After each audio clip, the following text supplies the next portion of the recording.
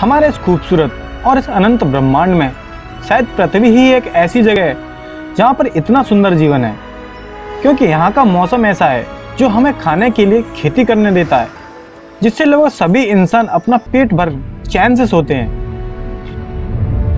लेकिन जैसे जैसे हमने तरक्की की, हमारी सोच और विकसित होती गई।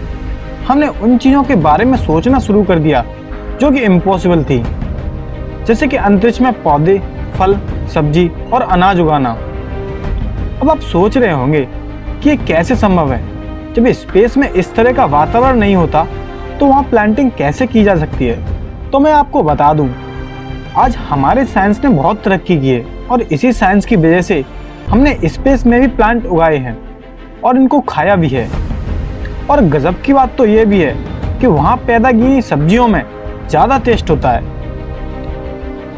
और आज मैं आपको बताऊंगा कि स्पेस में कौन कौन से पौधे, अनाज, फल और फूल उगाए गए हैं और उनको उगाने के लिए कौन सी प्रोसेस का इस्तेमाल किया जाता है और वहाँ के पौधों पर वहाँ की ग्रेविटी का कैसा असर पड़ता है। तो वीडियो को एंड तक जरूर देखिएगा। आपने द मार्टिन्स मूवी तो देखी होगी, अगर नहीं देखी तो इसे जरूर देखना, क्योंकि इस मूवी में एक अकेला एस्ट्रोनॉट अंतरिक्ष में आलू उगाकर कैसे जिंदा रहता है। खैर ये तो मूवी है और इसमें कुछ भी दिखा सकते हैं, लेकिन बात रियलिटी की जाए तो ऐसा करना बिल्कुल मुमकिन है। क्योंकि बात इसी साल की है, क्योंकि इस साल अंतरिक्ष में पहली बार मूली की फसल उगाई गई है और इसकी जानकारी खुद नासा ने ट्वीट करके दी थी और ये भी बताया है कि वो इसके सैंपल को धरती पर लेकर आएंगे। लेकिन क्या आपको पता है, मूली ऐसी पहली सब्जी नहीं है जो स्पेस में उगाई गई थी। आज हमारी पृथ्वी पर जीवन है क्योंकि यहाँ वो सब कुछ है जो इंसान को जीने के लिए चाहिए। लेकिन कल क्या होगा कोई नहीं जानता, क्योंकि कभी ना कभी ये ग्रह भी खत्म होने की कगार पर होगा और इंसानी सभ्यता को बचाने के लिए साइंस को कुछ ना कुछ जरूर सोचना पड़ेगा। और इसका यही उपाय है कि किसी नए ग्रह पर जीवन की खोज की जाए जहाँ खाने के लिए सब कुछ हो, जैसा कि पृथ्वी पर मिलता है। लेकिन कोई नया ग्रह खोजने के लिए शायद कई प्रकाश वर्ष दूरी का सफर करना पड़े और इसके लिए अंतरिक्ष यात्रियों को खाने की कोई ना कोई ऐसी व्यवस्था करनी पड़े जो कि कभी खत्म ना हो, जो एक साइकिल की तरह चलती रहे, जैसे कि प्लांटेशन। 10 अगस्त को अंतरिक्ष स्पेस स्टेशन में एक सब्जी उगाई गई थी जिसे लेटस कहा जाता है, जिसे ज्यादातर सलाद और बर्गर में इस्तेमाल किया जाता है। और नासा के वैज्ञानिकों ने स्पेस में उगाई गई इस लेटस को धरती की अपेक्षा ज्यादा स्वादिष्ट बताया। वैसे सब्जियों को कैसे उगाया जाता है, चलो इस पर बात कर लेते हैं। इसके लिए एक चैम्बर डिजाइन किया जाता है जो कि जरूरत के हिसाब से बड़ा हो और छोटा भी हो सकता है। लेकिन अगर बात साइज की जाए तो यह डिपेंड करता है इसकी क्वांटिटी पर। अंतरिक्ष में उगने वाली इन सब्जियों पर पृथ्वी के जैसे कुछ जीव भी होते हैं, जैसे कि केचुए, स्लज, ब्लाइट्स एटसेट्रा।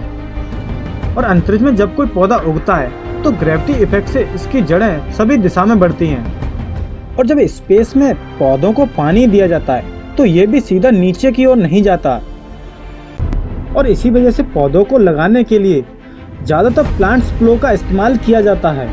और इस बैग में वो सभी फर्टिलाइजर ऐड किए जाते हैं जो कि प्लांट्स ग्रोइंग के लिए ज़रूरी होते हैं। और इस प्लांट फ्लो में बीज को डाला जाता है जो कि उसमें ग्रो होना स्टार्ट करता है और फिर वो उसमें उगना शुरू कर देता है। और फिर ऐसी बहुत सारी प्लांट्स फ्लो को एक साथ लगाया जाता है और फिर इनको एक चैम्बर में रखते हैं जो उसके हिसाब से बड़ा और छोटा होता है।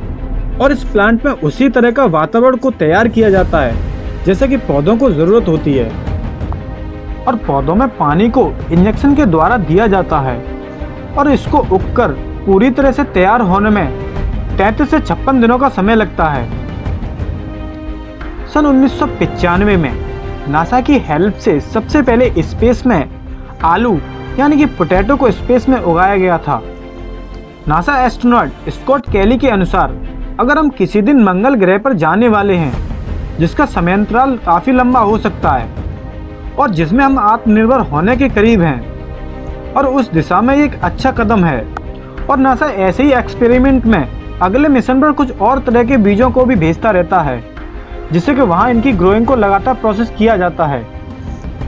और क्या आपको पता है, आज तक अंतरिक्ष में चाइनीज़ पत्ता गोभी, गेहूँ, चावल, प्याज, मटर, मूली, अदरक, आलू, खीरा, सूरजमुखी जैसे पौधों को उगाया जा चुका है। दोस्तों, ये वीडियो अच्छी लगी हो तो प्लीज़ वीडियो को लाइक और कमेंट ज़रूर कर देना, और प्लीज़ इस चैनल को सब्सक्राइब जरूर कर लेना, और इस बेल आइकन को ज़रूर दबा देना ताकि मेरी लेटेस्ट वीडियो आते ही तुरंत आपके पास नोटिफिकेशन पहुंच जाए।